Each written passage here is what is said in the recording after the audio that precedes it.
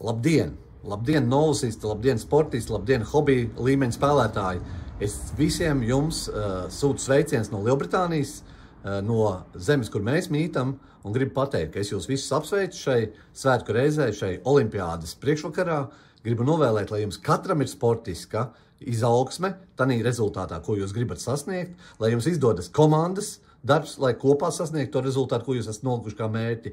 Un no savas puses gribu pateikt, mēs esam tiešām pieņēmuši šo godu un iespēju spēlēt jūsu vidū, spēlēt ar jums, sacensties. Mēs esam sagatavojuši divas labākās komandas, ko mēs Lielbritānijā šobrīd varam sagatavot, un dodam jums iespēju satikties un spēlēt kopā.